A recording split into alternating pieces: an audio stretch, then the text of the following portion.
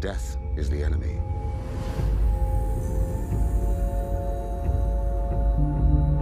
The first enemy and the last. The enemy always wins. And we still need to fight him. You're scared, aren't you? What are you scared of?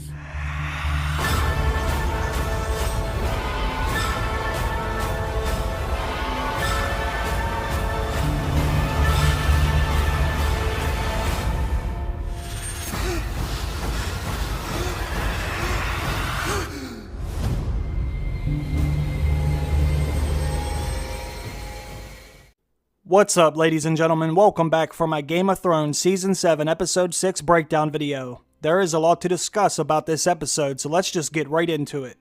The episode begins beyond the wall with Jon Snow and company on their mission to capture a white that they need to take back down south to King's Landing in hopes of gaining the support from Cersei Lannister after they show her that the threat is real. While they are traveling in search of the dead, Tormund Giantsbane says something very interesting to Jon Snow. Tormund asks Jon about the Dragon Queen because he wants to know what Jon thought of her himself. Jon says that she will only help him if he bends the knee, and up until now, Jon has refused to bend the knee to Daenerys Targaryen. Jon knows that the Northern Lords would never stand beside him if he bent the knee to a Targaryen. Jon has also had many influences in his life. During his short relationship with Mance Rayder, Jon grew to respect Mance even though he was looked at as the enemy. Jon admired what he was able to do and what he was willing to sacrifice for his people even though he thought it was a terrible mistake. Tormund tells Jon that he spent too much time with the Free Folks, so now he doesn't want to bend the knee. Tormund also says that Mance was a proud man who never bent the knee, but how many of his people had to die because he refused? You could see that Jon acknowledged what Tormund had said, and I think he might have even been surprised to hear someone like Tormund say something like that. Jon knows he's going to run the risk of losing his support from the northern houses by bending the knee to Daenerys Targaryen, but I think he will do what is needed in order to save as many people as he can. The other Northern Lords have not seen the things that Jon has seen beyond the wall, but if they have, they would bend the knee too, and get all the help that they can. When the Night King and his army get south of the wall and the dead are marching in everyone's backyard, they will realize their differences will have to be put aside in order to survive. And once the Northerners see that Daenerys is also willing to risk her own life and sacrifice her dragons to save everyone else, they will grow to respect her too. This episode also had a ton of very obvious foreshadowing in it. I think it's safe to say that Jon and Daenerys are probably going to end up having a child together. Or I guess I should say Daenerys will get pregnant by Jon, but I can't say whether or not the child will survive the pregnancy. There was at least 3 different references in this episode alone about Jon having children and Daenerys being able to have children. While they are hiking, Jon pulls Jorah to the side and he offers to give Longclaw back to Jorah since the sword had been in his family for so long, but Jorah does not accept his offer because he said his father, Lord Commander Mormont, gave it to Jon for a reason. Jorah tells Jon to keep the sword. He says it's going to serve you well and your children after you. And I actually like the way that they did this scene. I think it would be great if Jon did have a child of his own. Even if he does die, it would be nice for him to have a piece of him left behind to carry on his legacy and carry his sword. Back in Winterfell, Arya confronts Sansa about the letter she wrote to their brother Robb Stark. Arya is angry because Sansa asked Robb to come to King's Landing and swear fealty to Joffrey. But what's even worse than that is Arya is angry because she thinks their father was killed with Sansa's help. She says that Sansa betrayed their entire family while she stayed with the Lannisters, and there was actually a few different things that I thought about this. First, I just want to say that I do appreciate Arya's passion for wanting to protect her family, but I think she was out of line. Arya really has no idea Sansa was left with little choice but to write Robb that letter, and Sansa did try to help Ned avoid his execution. Has Arya already forgot that she actually served Tywin Lannister while he planned the war against Robb Stark? And has Arya already forgot that Jaqen H'ghar offered to kill any 3 people of her choice, but Arya never had him kill Tywin Lannister, who went on to orchestrate the massacre at the Red Wedding? Personally, I'm not a big Sansa fan, but I don't think she deserved to be verbally attacked here by Arya. Arya also knows that Littlefinger conspired with Tywin Lannister, yet Arya is letting him walk freely around Winterfell without ever confronting him. I think Arya needs to realize that she is being played by Littlefinger and she's doing exactly what he wanted her to do. I don't blame her for feeling protective over her family, but she just went about it the wrong way. In the next scene, Tormund and the Hound provide us with some comedy relief, and I must say I have been waiting a long time for Tormund and the Hound to have some screen time together. I actually thought it was pretty funny when Tormund stuck his finger out at the Hound and he said he was kissed by fire too. I was just waiting for the Hound to grab that finger and snap it off. You could also tell Tormund hasn't been around any woman for a while because he starts to tell the Hound about his fantasies of having children with Brienne that would one day grow up and conquer the world.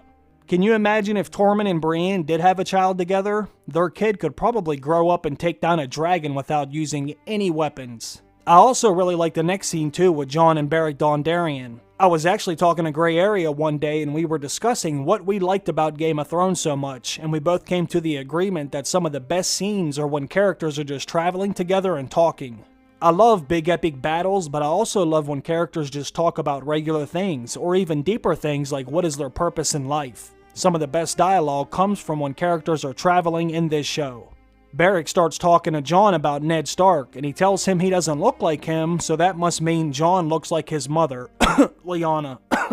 It's not often that we ever get to see Jon Snow happy or even satisfied, but for a very brief second, Jon comes to the realization about what his purpose is, and it's very subtle, but he almost cracks a smile when he realizes it. He won't find much joy while he is here, but what he can do is fight for those who can't fight for themselves. He can be the shield that guards the realms of men.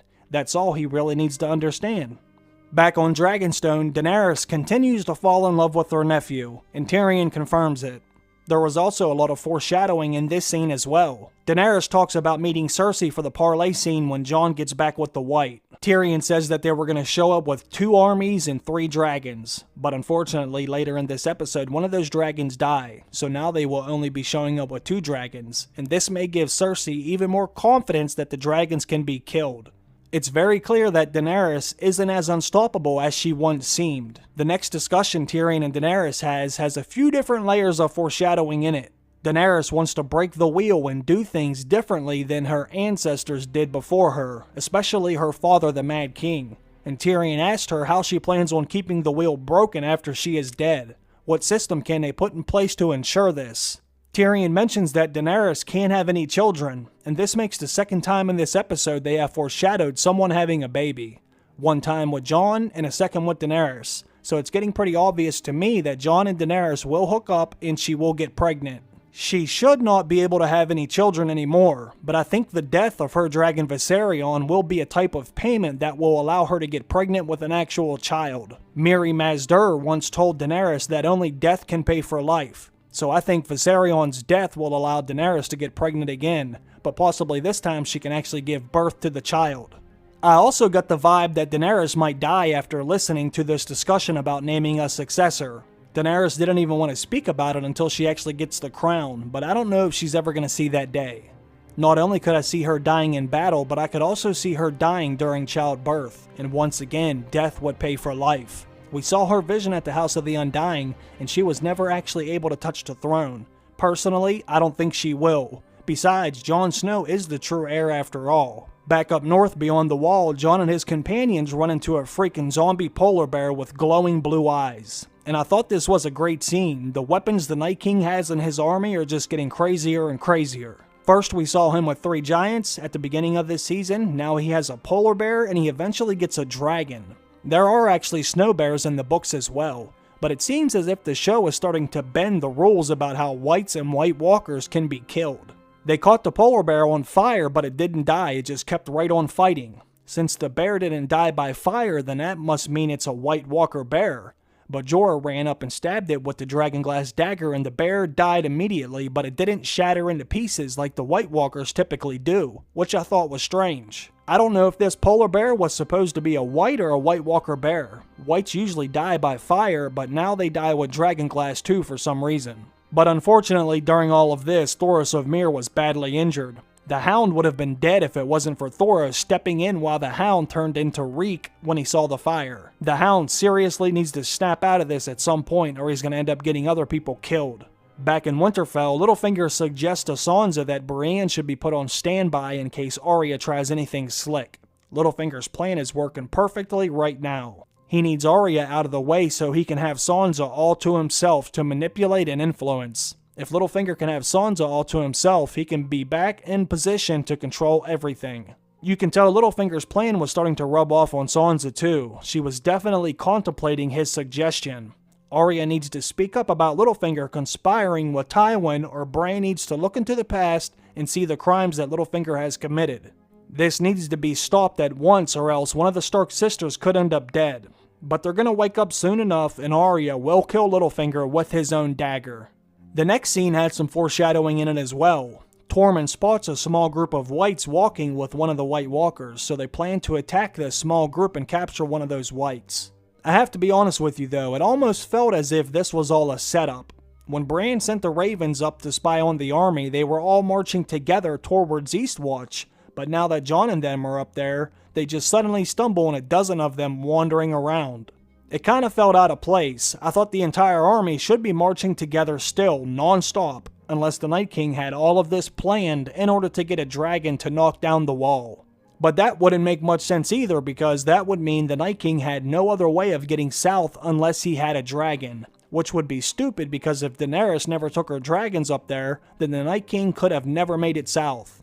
What also made it feel like a setup was because the Night King and his White Walkers just sat on their horses as Jon Snow and company were stuck in the middle of the lake. The Night King brings the cold with him, so he could have frozen that lake anytime he wanted, but he didn't.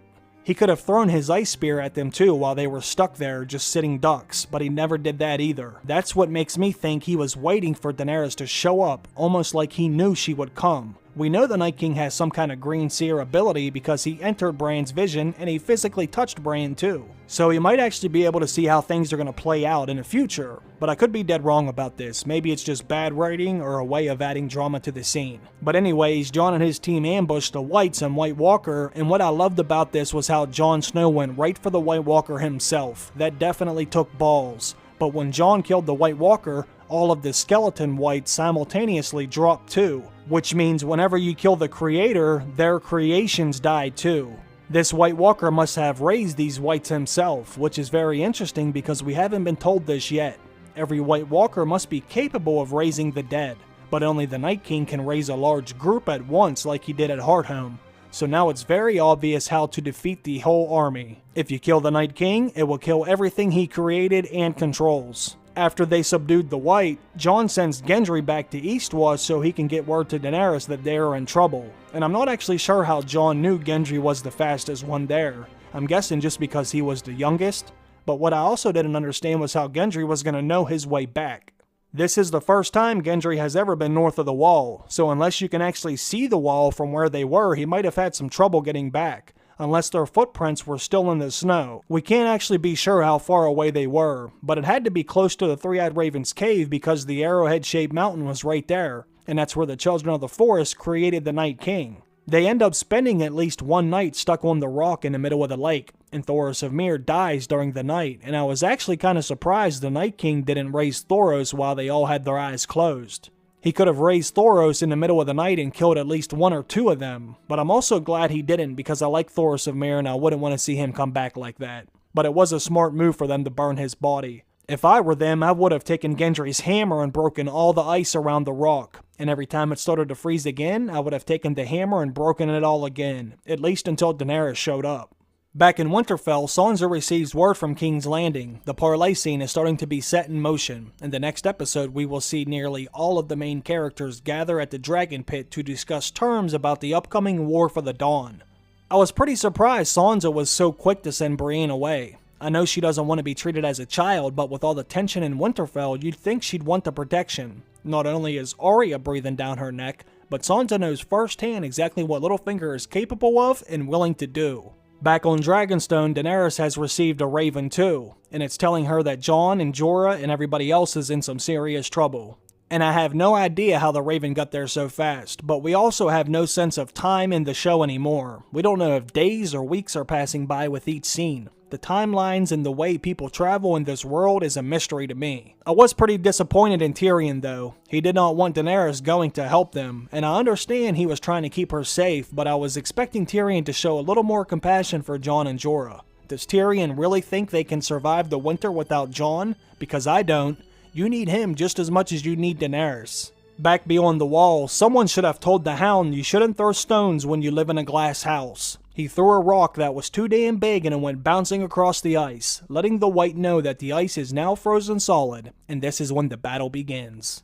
I am a sucker for battle scenes, what can I say? I thoroughly enjoyed watching some of my favorite characters fight this massive army of whites. It was very entertaining in my opinion. Seeing Beric with the flaming sword, and Jon with Longclaw, and Jorah with his dual dragonglass daggers, and Tormund and the Hound side by side, I thought it was outstanding. Then Daenerys shows up and starts raining dragonfire on them all. I have been waiting so long to see the dragons and the whites and White Walkers and Night King in the same scene together. I had a lot of fun watching this sequence. But then, the inevitable happened. One of the dragons was killed in epic fashion. The Night King channeled his inner Tom Brady and he launched an ice spear about a quarter mile into the sky. Now I knew he had superhuman strength, but damn, he has a cannon for an arm. I know some people were wondering why he didn't kill Drogon instead, since Drogon was literally like 100 feet away from him just sitting on the ground. My only guess is he saw Viserion as the bigger threat at that moment. Since Drogon was turned around shooting fire in the opposite direction, he saw Viserion heading his way shooting fire, and he figured he better take him down first. Since Drogon was already landed on the ground and they were waiting for Jon, I think he thought if he took Viserion out first, Drogon would still be there because Jon wasn't on him yet, and then he could take his second shot at Drogon too. But that's just a guess. But anyways, Jon gets tackled into the damn lake, so Daenerys has to take off before the Night King takes out Drogon too. And I know some of you was asking me on Twitter about Jon's sword. While Jon was under the water, the eyes were closed on the sword. But when Jon came up and took his breath, the eyes appeared to open. I think there is some type of stones for its eyes, because when Jon came up and the water splashed, it made the stones look black. And you can actually see them glisten as Jon grabs the sword and climbs out. You might have to watch it on slow motion to see it though. And it could be symbolic too, but I don't think so, it just appeared that way. When Jon does get back out of the water, he's nearly overrun by all the whites as he suffers from hypothermia. But then Benjen Ex Machina shows up just in time to give Jon his horse to escape.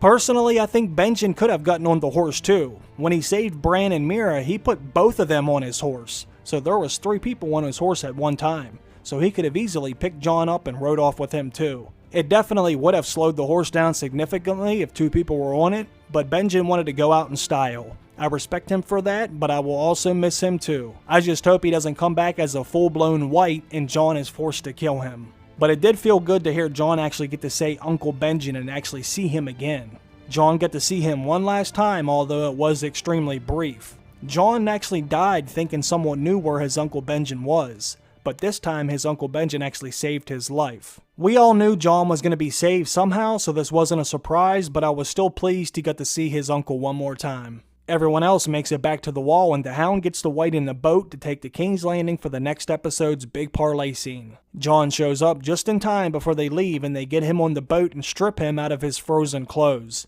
And Daenerys is actually watching and she sees all of Jon's scars from when he was killed. When I was looking at Jon's scars, I couldn't help but think of the Night King. The Night King took a dagger to his chest, so Jon and the Night King have both been stabbed in the heart. And I wonder if there's some deeper meaning to this that has yet to be revealed. We get some more foreshadowing here too, when we get our 3rd reference in this episode about someone having children. Jon wakes up and apologizes for Viserion being killed, and Daenerys says the dragons are the only children she will ever have, but like I said before, Jon and Dany will hook up and Jon will get her pregnant. I think Viserion's death will pay for life, allowing for Daenerys to get pregnant by Jon. I am actually 100% confident this will happen before Season 8 ends. Daenerys gives Jon her word, they will destroy the Night King together. Jon now has some of the support he has been looking for, now he just needs Cersei to play ball. Jon calls Daenerys his queen and he said he would bend the knee if he physically could, but he actually really didn't have to now that she agreed to help him, but I think Jon mostly offered this because he felt bad about Viserion dying.